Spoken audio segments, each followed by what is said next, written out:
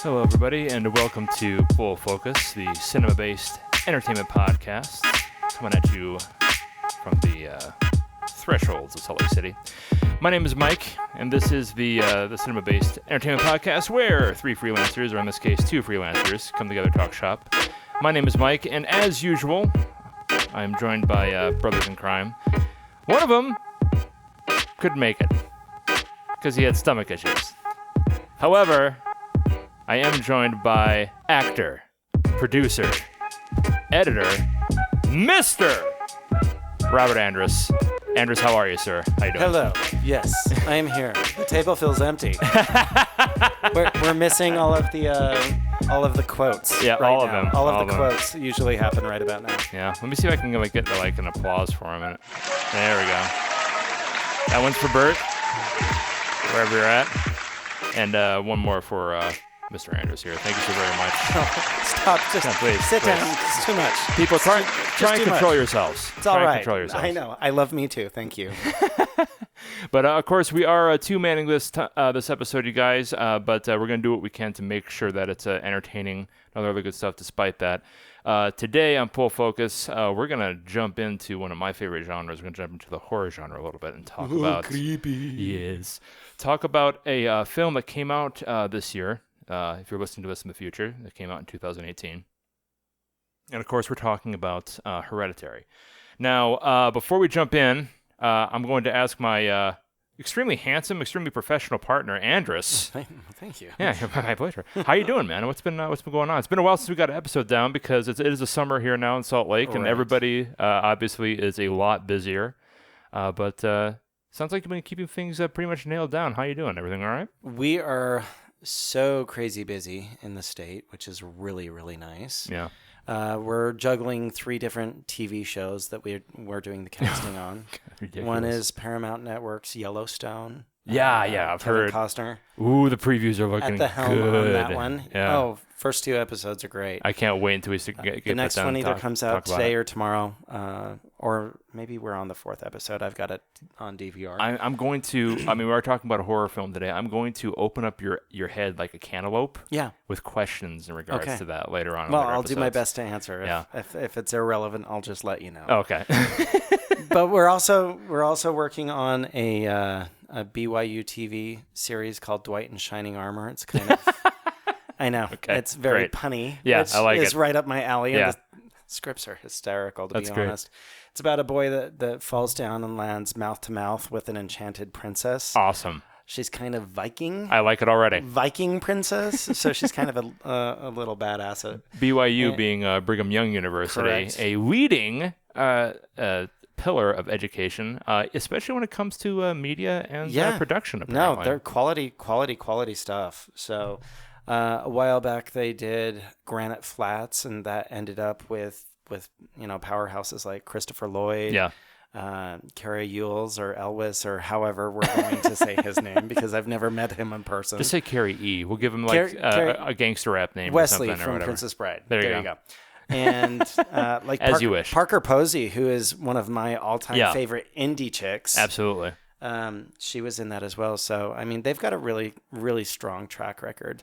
But the other one is Disney's Auntie Mac. So we're busy. I love it. That doesn't include all of the feature films, Yeah. such as the one we're going to be discussing, and a ton of commercials as well. That's great. I'm very happy for you, man. Very I know busy. that like anybody who has to, make ends meet on the freelancing circuit, busy times are good times. Indeed. And even though it does mean that we can't talk about film every day, which is what I would like, I'm talk glad. about film every day. I should just give you a call. Every day. Yeah, I should just just jump in. Yeah, we're done. Okay, That's fine. all I I'm do. making excuses, people. That's the problem. Yeah. But I am happy to hear that this summer, like a lot of other summers, it's turning out to be a productive one. So What about you? congratulations. How have things been going for you? It's been good. I've been just taking it, one day at a time at my desk job, just trying to do what I can to still remain creative. So the podcast here is good.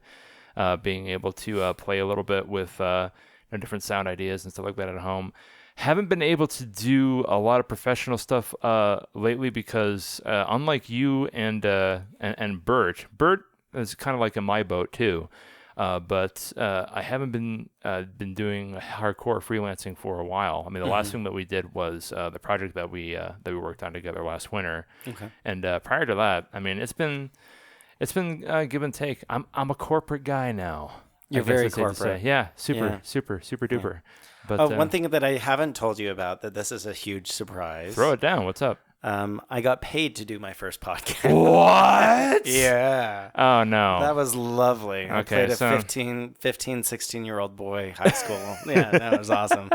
Yeah, typecast. Oh, boy. Again. See, well, I understand what you're saying, and I want you to understand that there's money in this. Yeah, no, I respect. If you know where to find it, there's money in and this. I respect your talent, your professionalism, but this is just for fun. I'm never paying you. No, I wasn't. That wasn't. No. Hey, that wasn't begging. Let's be real. That wasn't fishing. I'm never paying you, and you know what? I don't like how this industry has changed you. I know. Yeah, exactly. Expecting to get a paycheck for your work now. How dare you? To play a 15-year-old. I know. I love it.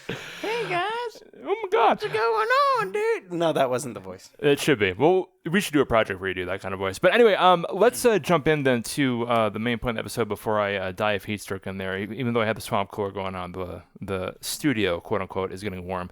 Guys, we're going to talk about a wonderful film that not only mixes great horror, but also great just independent filmmaking. And of course, we're talking about Hereditary. And before we even get into the trailer, whoa! Spoiler alerts! Wow! Spoiler alert! Just shot the spoiler alert. Yeah, he's wounded. If you guys haven't seen Hereditary, I'm telling you right now, it might be best to just stop listening, unless you want to have the entire film talked about and spoiled for you before you watch it. Fasten your seatbelts. Seeing as it is a horror movie, you may want to know what you're getting into before you get over to it. But let's take a look at the trailer and see what is going on. Oh, as soon as I turn up the volume. The trailer's terrifying, by the way. Come on, Peter. Here's your suit.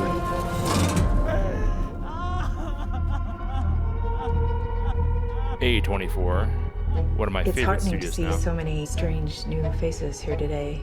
I know my mom would be very touched and probably a little suspicious. My mother was a very secretive and private woman. It's Grandma.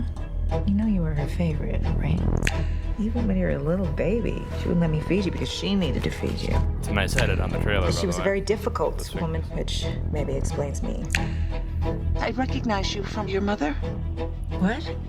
Sometimes I swear I can feel them in the room. Oh my God! What's that? She isn't gone.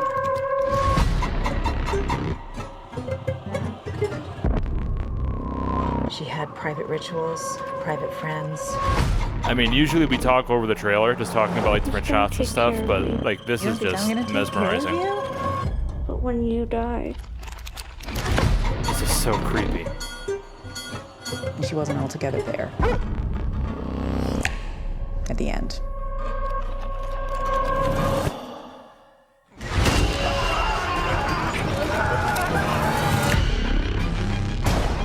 I don't like this. Dad, I don't like this. What's happening? Peter! Don't you ever raise your voice at me! I am your mother! Please stop! Mom, what's happening? Make it stop! Make it stop! I just don't want to put any more stress on my family.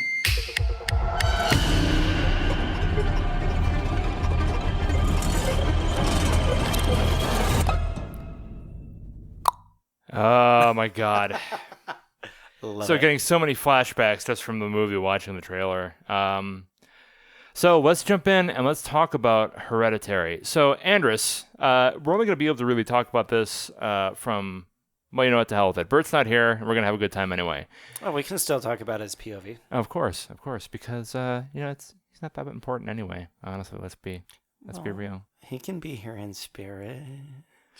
No, I'm okay. already dropping. No, I'm kidding. Bert, we love you, and we understand where you're at, dude. Hope you feel better soon, dude. But anyway, Hereditary. So let me jump in and talk about my initial impression of this film. Like during the trailer, you guys probably noticed there were a couple quotes that mentioned this as being a masterpiece, and in a lot of ways, I can agree with that because it's one of these situations where you have a movie that is strong because one of my favorite things happens. It's written strong and it's acted strong.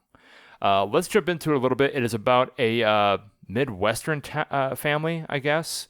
Ultimately, they have a death in the family, which is the grandmother. And throughout the movie, like a lot of this interesting stuff starts happening, kind of like that in realms of like The Exorcist, Amityville Horror, that kind of thing. And you find out that later on that the grandmother that passed away, she was part of a cult that worshipped a demon. And over time, the demon takes possession of the members of this family, primarily the son of the family. And the way in which the story is told is in a lot of ways terrifying, and in a lot of ways, I think, disappointing in some ways, because I didn't like everything that the film did. But ultimately, it is a really good execution in regards to the proper amount of thrill that comes through the use of practical shots and just good writing and acting in regards to it. There aren't any special effects in it. I mean, besides like the practical stuff that comes up. And There's some. There's some, but like They didn't practically levitate people. Yeah, that's a good point. That's a good point. Okay. Good to know. But here's the thing. If that's your perspective, if that's something that you're like, well, wait a minute, they didn't do that. Yeah. Then they pulled the wool over your eyes. They did indeed. Yes. I think when I see Toni Collette up in the Can rafters. I just gush for a second? Yeah, I mean, because no, she's amazing. She is absolutely She's incredible. Absolutely amazing. Incredible. And I've never seen her in a role like this before. And it really does, like the scene where, again, guys, we're going to have spoilers all over the place, but the scene where it's revealed that she's actually possessed by Pompan or whatever the name of the demon king is that takes over the family. That's all her. And all it is, it's a steady shot on her face after her husband bursts in flames. And you see her go from completely terrified to stoic and like predatory, I think. And that's one of those moments in the film that I got scared because they did all these incredible things that just made use of these incredibly talented actors. Gabriel Byrne? I mean, what the fuck, man? This guy had like maybe, I don't know, 5 to 8 pages of dialogue. And I was just impressed by the fact that you could see him as the father. He played the father in the film. Oh, he did it beautifully. He was so depressed. Yeah. And he was so frustrated. But he was also a really present parent. Absolutely. That his kids were going through the same thing. So. Absolutely. And that's another thing, too, we have to talk about because the kids are actually the main point, the pivot point where the action is taking place. It comes through 3 characters. It comes through the mother that was played by Toni Collette, the son who was played by Alex Wolff, and the young lady who played the daughter, which was Millie Shapiro. She played Charlie. And the dynamic comes mostly between these 3 characters. There are other characters like, the cultists that come in that you find out later were kind of orchestrating the entire thing, the possession of taking Charlie and possessing Brendan, I believe was the character's name. But for the most part, it's a trifecta of these 3 actors, 2 of which are pretty young and new to the game in a sense, who did an excellent job. Well, I knew Alex was going to be a part of the script or part of the movie from early on. And for me, I wasn't familiar with any of his work. So, and most of it happened to be on the lighter side of the work. Peter. Peter was his name. I got him on the wrong character. Alex was Peter, Yeah. So, eventually, the new Jumanji movie came out. Yeah. Right, and then you see, you play parts that make people happy, and then and then you realize that he can play this broken, and he did poor a terrific job like with the scene where he realizes that he was responsible for his sister's death. Oh, that's just it's heartbreaking. It's heartbreaking. Yeah, Charlie dies in the movie, you guys. Yeah, So I just wanna- talk about the spoilers. Yeah, for real. But Everybody. That's not a spoiler. hold on, let me see if I get this button Yeah. right. Spoiler alert. There we go. Spoiler alert. The entire family dies. Let's just put it out there. But let's talk about Or that. do they? Do they? Do they? Oh man, maybe they live on as I'm just saying. Do they? the only way that the mom could get work I is don't know. as a headless horseman. That's all I'm saying for. Well, and whatever. also just an Academy Award. Indeed. It'll live on for forever. I mean, I could only. Like, I mean, can we please hope for Toni Collette oh to get an award please, for this? especially first time that a horror movie too would be considered for a well, not the actor though.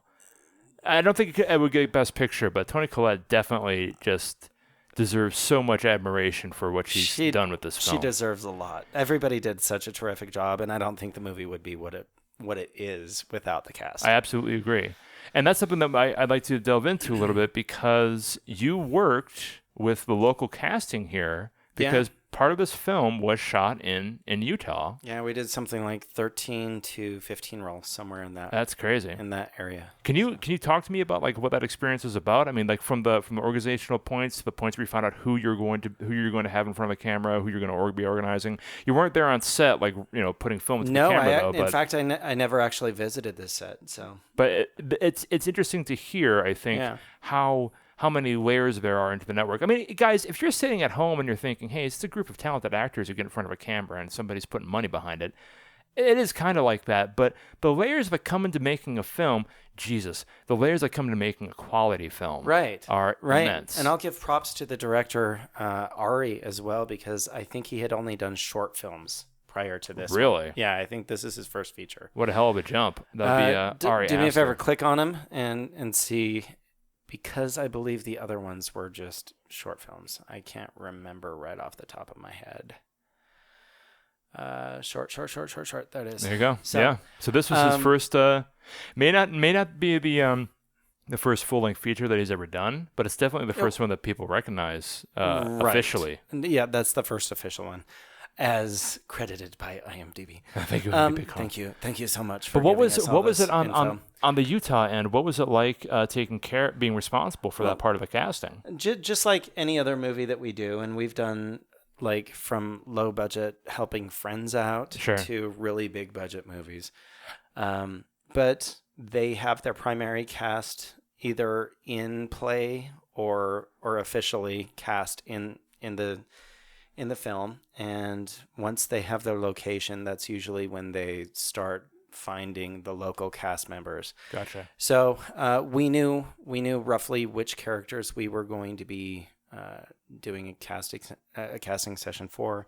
So we put it out and received back the submissions that we got, and then it's always interesting because we only have a portion of the context of what the film is going to be. That's gotta be weird. We knew that it was a thriller. I mean, we're reading the script, obviously, knowing what's going. But there's to be NDAs play. and stuff like that, and maybe at a point of protection, they want to make sure that casting offices outside of Los Angeles or wherever it was shot only get that small piece of what's happening. Sure, whoever's usually hired usually gets the freedom to at least read the script and get director's notes and stuff like Wicked. that. But on this one, it felt very generic as far as how the scenes were going to play out. Okay. The way that they were written. Now, the way that they were written obviously alluded to possession and kind of interesting, weird, odd behaviors. Yeah. Stuff like that. Like this goes back to like old folktale stuff, like with like Producers of the Witch. They were on this film. Right. It's like that old horror that people to this day are still really frightened of. Well, and if you watch the movie, they build suspense so incredibly really good. well, and right? slowly too, but not Very too slowly. I agree and disagree with some of that. Yeah. Some of it felt like it was taking too long for me to get into. It's just like I feel you. I don't want to borderline the boredom idea of it. Yeah. I want you to build the suspension and hit me at a really solid time. And I felt like the majority of the film did that. There were a couple times where I'm just like, too long, guys. Yeah. Where did you think the film excelled? I mean, the casting was definitely the cast for sure. The editing. The editing was so good. I thought the lighting was ridiculous. There were so many good parts about this, which is why, it's the success that it is right now. I mean, if you guys are out there and you want to know how to shoot just a film, and you're not worried about, getting your pants scared off, then by all means, go into a theater and check it out. You can actually watch this and I would say even tell where the director's influences came from. Oh, from like different films in the past. Yeah. Oh, okay. I could see that. So if you really broke it down, you're like, okay, this is coming from here, this, from this that. comes from here. This well, comes from there's here. nothing wrong with borrowing from another person's bit of creation as long as you don't copy it blatantly. Well, I mean, what were the ones you said? Exorcist and Amityville. Amityville, yeah, right? for sure. Okay, yeah. Well, here we are. There we are. You're right. You're right. You know what I mean? Yeah. That there's nuances in here. One thing that I think they really excelled at as well was the sound design, which I want to know your wait opinion to talk about that. Right, I cannot wait. Because a lot of that affected how I felt going into any particular scene. Sound is depending upon the genre. I mean, with horror, it's definitely even more important. Even the opening shot, going through the dollhouses or the miniatures. Yeah, and that transition. Call them dollhouses, the miniatures into the live. Yeah. For those of you who haven't seen the my chair just cracked. It's a ghost. For those of you who haven't seen the film and are just getting it spoiled now like crazy by listening to the podcast, and to those who may have seen the film, it's been out for a minute, so hopefully we're not. This is like maybe the third or fourth weekend that it's been available, maybe the fifth weekend that it's been out as of today that we're recording. But one of the first shot that comes through is a transition from an outside shot of a dollhouse that mimics the scene that you're about to go into, and then a zoom in, and we see Gabriel Byrne come in and begin the scene. And the transition between the miniature, the zoom, and the establishment of scene one is seamless. Not scene and one, they but showed like it to a small degree on the trailer. On the trailer, yeah. And it's that kind of stuff that there aren't any like lightning bolts happening on the side of the screen. There isn't like a CGI dragon in the background or anything. It's just competent cinematography. And it also gave you storyline information right away. She builds these models. Yeah, Toni Collette's it's a part of the world. She plays the mother, and the reason as to why they can afford this lavish house and this wonderful lifestyle, in part, is because she's a very successful artist. Right. And her art is creating models for everyday life in miniature form. Right. Which I think they did because in and of itself, I don't want to put like any bad vibes out there. It is creepy. No, it's creepy. It is. No, that's way creepy. And when Let's just call it what it is. Okay, thank you very much. and when there's so many like model makers, they listen to the podcast, be like, hey, whatever, hey, your hobby's a little weird, bro. No, okay, like we're not. No, I'm throwing shade. I'm throwing shade, Andrus. We're not building X-wings. You know what I mean? We're mimicking terrible. We're mimicking trauma. Our real life experiences, and that was in very miniature, weird. See, that's one thing that really, really kind of spoke to me, because I think that Toni Collette's character was doing that because every time that we had an established miniature that was meaningful to the story, it was encapsulating a traumatic part of that character's life. It was the character's attempt to controlling her trauma. Sure. And the exact opposite. How to deal. Yeah. The exact opposite happens to her by the end of it. I mean, it's just and to have that, I think the best kind of horror movies are the ones where you can follow, you can emphasize with the person who is the subject of said horror, and then you can root for them, you can hope for them, you can feel for them, and then you realize that they're the ones that are going to lose because this demon, this monster, something is just stronger, and there aren't any happy endings in this movie. And I think the reason that this is getting all of the notoriety it's been getting is because the main characters are flawed completely. Yeah. Oh, absolutely.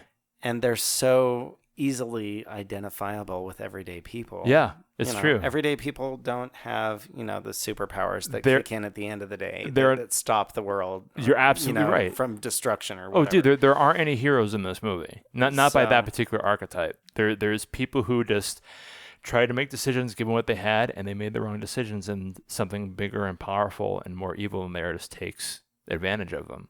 And it's sad. And that's something that you need in horror too. You need to emphasize with the character, and you need to feel sorry for him when you find out the terrible things that are going to happen to him, at least for me.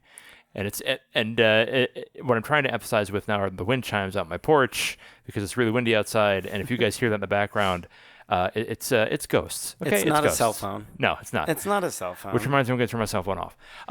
Let's get back really quick to the casting part of it, Andrus. What do you think was probably, when it came to the parts that your organization was responsible for, what do you think was probably the most challenging bit? Can you remember like a rough day or something that you had to take care of? Just for sure, the biggest challenge was finding the counterparts to Peter, Alex Wolff's character, his best friends.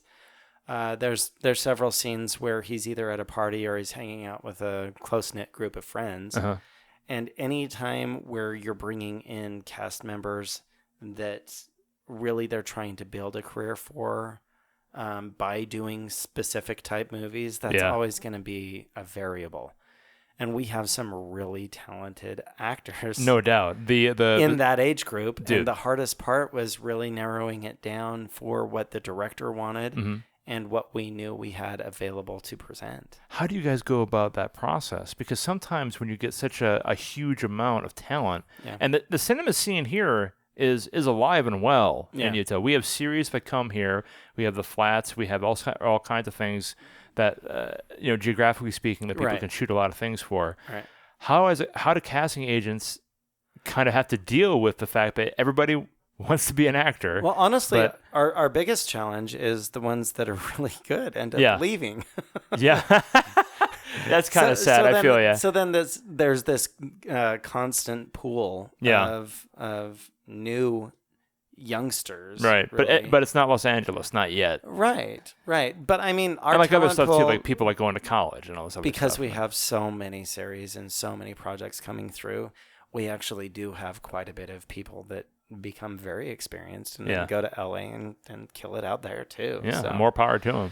Yeah, but several of the actors that we hired for this are already transitioned into LA. Killer. And working consistently there, so it feels really. It does feel real good. It must be one of the benefits of the job when you help somebody who is, and not only children either, but like adult actors too. Like there have been a number of people who have gone through and they've been able to get some work here in Utah. It's been good enough because of the group effort, because of you have good directors, good storylines, good whatever. It gets the clout that it's earned, right? And you end up starting somebody's career with them, not for them, but with them in a lot of ways.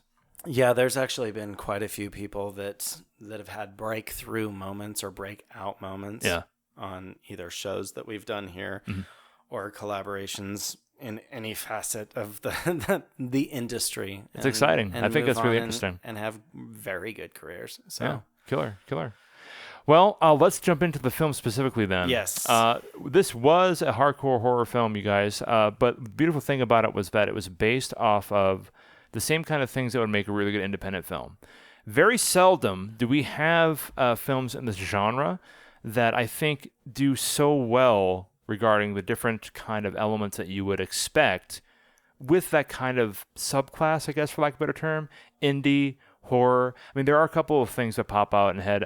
Cabin in the Woods was an independent film for the most part. I mean, honestly, that's something that maybe we should talk about because the oldie goldies, Nightmare on Elm Street was an independent film. Friday the 13th, that kind of stuff. Right. The majority of the horror movies, that started out on the independent scene. Right. As far as any ones that we might consider to be nostalgic, the 70s, 80s, 90s. Yeah. I think. I mean, is it like a production value kind of situation? I mean, or is it something because I think it's because horror, more than most genres, has to have good cast, good acting, good writing. Because everybody can put a psycho in the woods. Yes and no. You don't think so? I think for horror, they have to. Like, I mean, obviously. Well, because there's so many cheesy horror movies out there where they don't have that. That's why I say that. Okay, I feel you. Like good one horror, of the reasons, though. Right. One of the reasons that I mean, you could say that for any film. Like, good Sure. film has blah, blah, blah. But I feel that horror is... Well, I mean, if you look at all of the horror movies out there, really there's a small percentage that you would say are excellent. Sure. Or worthy multiple sequels. Worthy of Toni Collette. Let's put it that way. Right. So for me specifically with this one, I would say the cast really did outshine anything else on it. Yeah. Because if you go back to Nightmare on Elm Street, who was the star? It was Freddy, for sure. Right. And who was Freddy? Who was the... Oh, I see. Who was that? Who was the starlet or whoever? You know what I mean? Yeah. He wasn't a household name until the series made him a household name. That's true. Same thing with Friday the 13th. Right. Same thing with any... Like Chucky and that kind of stuff. Them, right? And it's really cool that I can say that I worked with... Yeah, right? With Chucky, yeah. I'm jealous. No, it's We'll cover the remake too when that finally comes out. That's going to be interesting. Oh, right. We should compare the first one and the first seriously. new one. But so the really cool thing is you have Toni Collette, you have Gabriel Byrne, you have Alex Wolff, who at this point is becoming a household name based on his previous body of work, and Dowd. Yes. Who, if you know film, oh my God, you know man, who Ann Dowd is. So there's some really, really cool. She was probably the most terrifying out of all of them. Honestly, She was so. Her final so terrific with what she did with her it. final monologue when they tie everything up at the end. It's like, oh, Jesus. Exactly. Yeah, please. Let's start praying now. For real. But the cast is strong.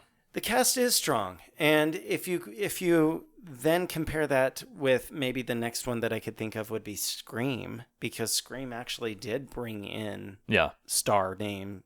It kind of goes like what you're saying before. Star caliber performance. Well, yeah, but it also started a lot of people's careers as well. It did. Even though they were already established. Oh, I see what you're saying. Because the Neve Campbell effect, in a sense, right? You know who Neve Campbell is. Right. You know who Courtney Cox is. Right. You know who David Arquette is. Yeah. So there are names that you are aware of. Like I've known of Matthew Lillard for forever. Right. From a casting perspective, do you think that horror movies may have, because they are so intertwined with the independent scene, do you think they have the capability of being able to start people's careers? Oh, absolutely. More so than other genres? That's exactly what I was going to say. Wicked. Is because if you look at Scream... I agree with you. Scream actually launched the careers of everybody in that cast further. Yeah, exactly. Right? Exactly. It didn't knock anybody down, at least that I know of. It kind of gave him like a miniature, like Josh Brolin effect in a sense, right? Right. So it really established their careers. I mean, Jamie Kennedy... For sure. Yes, but then you have a Drew Barrymore cameo at the very beginning. Yeah. You know what I mean? Yeah, I feel it's mix and match. There are things in there that certainly assist the movie in becoming what it is. But then you go back and you watch the original Nightmare on Elm Street. Yeah. You know who Heather Langenkamp is. Yes. You know that Patricia Arquette got her career from that. You know that Forrest Whitaker. You know that Johnny Depp got his start. And he got swallowed up in a bed and turned into a blender. I mean, Kevin Bacon and Friday the 13th. You know what I mean? There are so many. So we can go back in film history and we can see how good horror movies affect people's careers in that way. Well, and you always want an up-and-comer because you know that the longevity is going to be there with a horror movie as well. For sure. So, I mean, it's really smart of the director and producing team on this to get the cast that they do have because it'll last for forever. Because if you watch The Sixth Sense... Right. You're going to also watch Hereditary. Exactly. I think that's interesting too that we have like dual effect in that regard. We have new actors here who have a chance to show off how talented they are, and they're getting pushed up into the skylight a bit. But also we have established motherfucking actors who show they still got it. Right. And that's always so refreshing to me. I always love being able to be reminded that Gabriel Byrne is still an amazing actor. Mm-hmm. I mean, this guy is unbelievably like one of my top 10.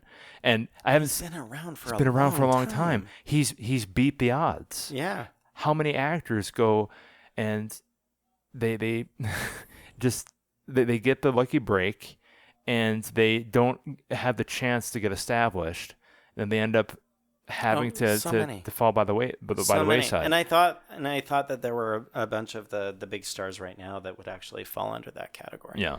But I mean, honestly, it's really great to have a film where you can not only see the talent of established actors who have the capability to work in a horror film, which, by the way, cannot be easy. Mm-mm. I mean, it's like one extreme or the other. You actually have to act like on a green screen, like Hardwick and Thor or something, and like, you know, fight a tennis ball, or everything on the scene is based upon a look or a gesture or something you do when you're beginning to realize that your wife might be going insane. Well, and there's everything what happens that's intertwined from the beginning to the end. Oh, the build is amazing. It's such a great payoff. Such a great payoff. When you go through and review the film in your head, what do you think, Ben, are some of the weak points to it? Because I'm totally in agreement with you. I think the cast was good. I think the sound design we'll get into after this bit, because I really want to talk about that. But what do you think was probably one of the weaker parts where it could have maybe shined a little bit more? So I'll tell you exactly where it lost. Lost me. I would really say, because I already mentioned it, and that's really my strongest opinion about the movie as a whole, was that there were moments where it pushed a little bit too far, too long. Okay. Yeah. And I tuned out. Yeah, I feel you. I don't want to say bored, but that's the easiest word to say in that sense, where I just felt like the scene just took a little bit too long to get to the point, because there are a lot of slow, long pushes, either to establish some sort of anxiety or fear. The slow burn. Yeah. And what scene specifically did you first get that feeling when you were watching in the theater? There's 2 or 3, and I can't remember the specific ones that come to mind. But it's I feel like there was one in the house, and I feel like there was one in the school that was just too long. They could have been cut out. You'd be fine. Come on, guys. Yeah. But they also cut out scenes from the original script. Yeah. That I'm questioning why they did that. I wonder if the director's cut is going to come out. Maybe we'll get like a little shine. What's going on? That'd be nice. But there were a couple scenes in there where I'm like, I understand. Why didn't they keep this in? I understand in my head why they did that, because it's irrelevant. Yeah, okay. Right? But to establish the reality of the world, they could still keep that in there. Do you ever ask yourself... And maybe cut back on some of the long drawn I feel scenes. you. Did you ever find yourself in the place where you're asking yourself, well, they kept this, but they cut this out. Why didn't they switch it up? Why didn't they keep the not material the give and take per se, but certainly on the time and the effectiveness of drawing out whatever they needed to for the payoff of the scene. I feel you. So, and which is sometimes a necessary evil that filmmakers have to deal with. Well, and it's really cool too, because one thing that I really appreciate that really sucks to be in the cast side of it. You go through all of the work of being cast in this movie, and then it turns out that the focus never actually is on you for any part of you in the scene, right? Yeah. So I'm looking at one of the characters right there, Charlie's teacher. You never see her face. There's an exchange between Charlie and her teacher, but it's all from Charlie's perspective. You're right. You never see the actor's face. So in that respect, I'm just like, I feel so bad for that actor because I know that actor. All right. Christy Summerhays. Correct. Which, by the way, Christy, you did an incredible job, madam. Yeah, you did. Excellent job. So, and I'm a big fan of Christy. Yeah. She's a very talented actress. So the fact that she, in all intents and purposes, got cut from the scene, she wasn't. And she actually played her part perfectly. Yeah. Because it's not about her. It's about Charlie. It's about the film. It's about what they're trying to build. It's exactly. And like we mentioned before, this film, all of the horror, all of the thrill, it's based off of. It's great suspense, but it's based off that trifecta. It's the mom, it's Charlie, the daughter, and it's the son. Correct. So when we go through, then I can remember the exact point where this film lost me. Okay. Now, let me be very, very clear. Let me preface this by saying there were more than one time. There were many times when I was in the theater and I almost lost my shit watching this movie. And specifically, it was during the climax.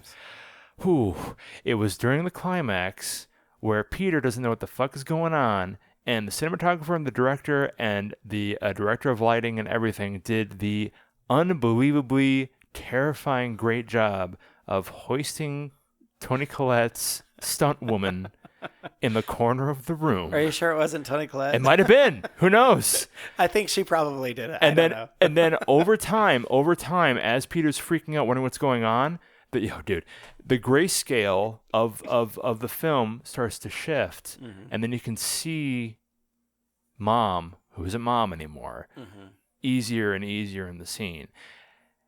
The amount of gasps that came out in the theater when the people who were watching this movie finally realized that this was the end of Peter and they were going to find out what was going on was amazing. I heard gasp in the theater. I heard people saying, "Holy shit, it's her!" or "Look in the corner, oh my god!" right. And the way that I deal with fear in the movie theaters is I can't. If I'm like legitimately terrified, I'll start laughing. I started laughing in the theater, going like, oh, and then you see her do that ridiculous like wire thing where like the character crawls on the side of the wall and like exits the scene, and then the reveal when like he sees when Peter's in the kitchen and he sees the spirit that's going to take him over eventually, and his mom pops out and tries to grab him or something.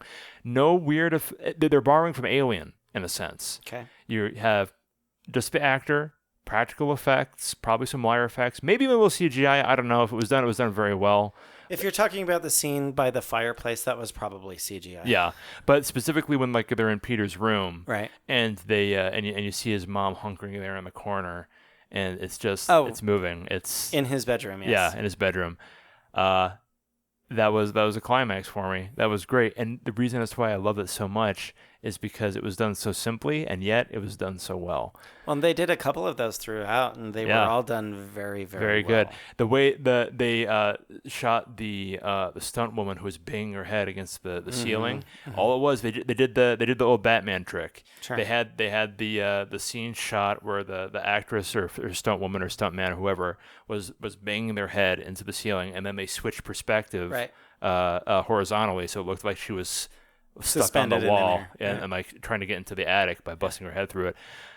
Amazing. Yeah. It was amazing. And it's just good practical filmmaking. The way that it lost me was the way that all horror loses me eventually is that there's holes in the plot, and they're very tiny. What were they for you? Specifically, Gabriel Byrne, the father, I don't understand why he burned up when she threw the book in the fire. I don't understand why. Okay. I didn't see any connection. Maybe you can educate me between that character and the book. Well, they established that earlier. They did. Okay, we have to talk about that because I missed it then. Okay.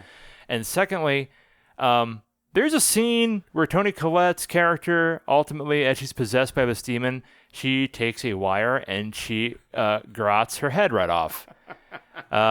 She saws it right off.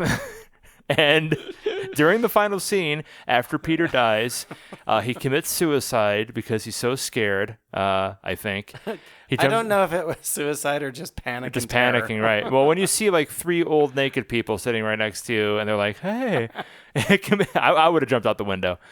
But ultimately, at that point, he's possessed by the king of hell, one of the kings of hell or something. And you see Toni Collette's character's body, headless, levitating into the treehouse where the last scene is going to play. I was done at that point. I was like, come on. It's all very symbolic. I know it's very symbolic. I know it's like it's supposed to like get into like this whole Blair Witch kind of thing where you have like the ritual and that is like that's definitely now that it's after the climax. It's to reinforce the fact that Satan or whatever or the devil now has control of everything. When you start seeing the supernatural, abandon all hope. There's no point in even hoping for the characters now. You know how this is going to end. And horror movies do this. That's the thing they do. They give the audience hope through empathy for the characters that are getting hurt. And then they'll either, the characters in question will either win and you'd be, oh, yay, hooray, hero moment, which isn't a good horror movie for me. The best horror movies is when it's creatively provided to the audience that the characters in question have no hope. And that is what the scene did to me. But what would have been creepier, I think, is if they did what they had in the trailer, where you just see Toni Collette's character just go up into the treehouse. The trailer was ridiculously terrifying in a lot of ways. It was. But when you see your headless corpse just floating there for a second, that dee-dee-dee-dee-dee, and then boop, right up to the treehouse, I'm like, come on! Come on. So that doesn't bother me in the least because Really? they already established that it's a supernatural element at I that gotcha. point. You know what I mean? It just looked goofy to me. If that was the reveal of the supernatural, yeah. I would be right there with you. The reveal was absolutely brilliant. But though, yeah. because of the reveal happening the way that it did with the cup on the yeah. table Yeah. in a very innocent Yeah. And then later on you realize. scenario, and then everything else that's connected on the supernatural realm, all of it starts making a lot of sense. Let's talk about that then, because Actually, the reveal of the supernatural was way earlier on, if I'm thinking about it. Because you think it was the bird? The bird. Yeah. Yeah. So. That's interesting. Yeah. What did I miss when it came to the dad burning? Because I didn't see the connection between the book and him, and that's one thing that honestly really pissed me off. Because so for me, it's just a book with the whole family. Oh, okay. Because, her sleeve lit on fire when she started burning the book in the first place. Yeah, for a second, I was Right. going in my head. I was wondering, wait, So- is that the dad's jacket or something? Or is it? It wasn't. It was her No, jacket. I think it's just the familial bond. And for me, it was very easy for me to see that happening. Okay. He's the voice of reason. He's the voice of stability. He's ultimately the one that the demon is fighting in that sense. So it makes sense. He's the last chance they have. And if I went back and reviewed it, there's probably another clue in there too. Maybe there was like a picture of him specifically in the book or something like that. But most of it was about Peter, obviously. So why didn't Peter burn up, right? But that was the You thing. need Peter. Yeah. That's why. Because Wait, don't spoil it. I know, right? Hold on. Spoiler alerts. Spoiler alerts. See, now we can do it. Yeah. The eighth king of hell or whatever, which is what this cult that the grandmother that died in the movie was a member of and was ultimately responsible for. She sacrificed her grandson. Which we cast, by the way, the grandmother. I thought she did a terrific great job. Yeah. Amazing. did How did they make her head? job. Even when they had to cut her head off, she still was able to act and get it was taken care amazing. of. Yeah. I hope she's all right now. She's great. Just saw her the other day. She's did. awesome. She's a great actress. It's one of these situations where you guys need to know, like, this is a supernatural thriller. So there are apparently in this universe, 8 kings of hell, and this cult, which the grandmother that passed away at the beginning of the film was a member of. They wanted to, get the demon over so that the demon would give them rewards like gold and eternal life, all the usual shit. But it's not so casual, though, no, is it? The caveat is that apparently, according to legend, this demon king needs to be possessed by a male host. And what you find out His choice. Yeah, his choice. Is a male host. His choice is a male host. You're right.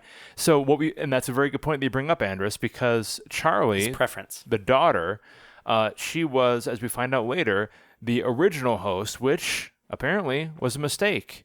And what's really good about tying it up at the end, which is honestly what I did like, is all the different weird things, the possessive nature of the grandmother for the daughter, right? The psychotic breaks that you hear about that happened later in the grandmother's life, the pictures that come up when you find out exactly what she was really willing to do. Right. She was willing to sacrifice her entire family so that this hell king would be able to give her riches and eternal life, or whatever the hell it is. It all gets tied up really well. The only thing I really didn't like about the ending was that floating headless corpse, because as much as I would love to... Fixating. Yeah, I think fixating. So. And I think it's because after such a great climax, I'm expecting more from the film.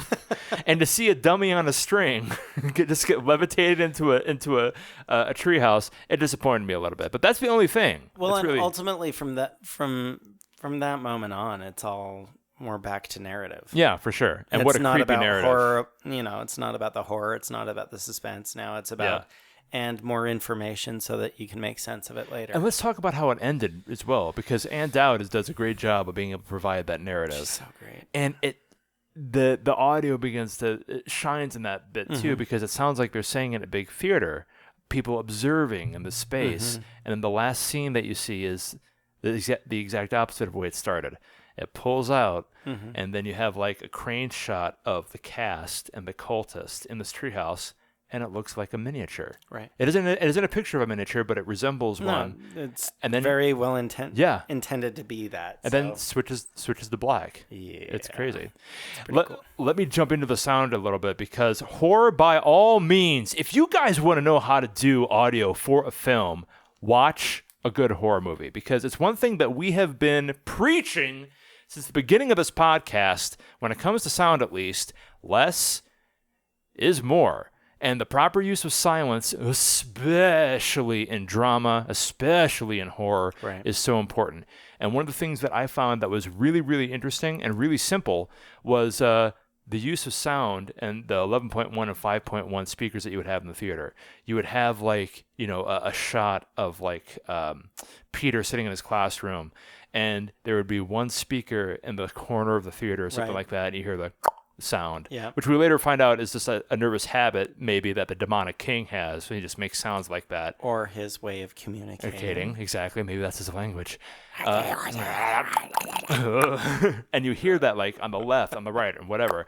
And something simple like that, it's just panning. It's just panning and dictating it to a particular channel in the final mix. Right. And it's such a simple thing. But when you have a tentative moment, and you respect the silence, and then you break the silence appropriately. It's like John Carpenter soundtracks. Absolutely, you know what I mean? Absolutely, it's 101. It's the audio breathing. It is. It's the equivalent from an audio standpoint of the show scare, whatever the hell they call it. We're like Jaws' theme. Yeah, exactly. You know what exactly. I mean? Literally 2 notes. That's it. 2 notes. And in horror, it's so important. I think in the horror genre, sound is more important than other genres. Because especially now that we have the capability of being able to edit so much and move so much, when it comes to this scene specifically, the audio engineers had less to work with, because it's just a Midwestern town, an empty house, and people primarily.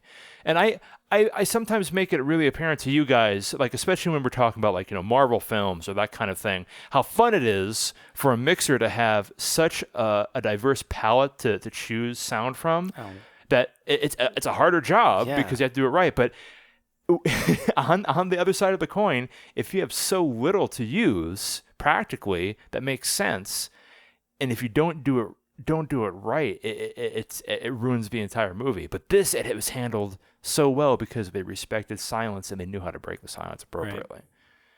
Right. I can't speak well enough about it. It was great.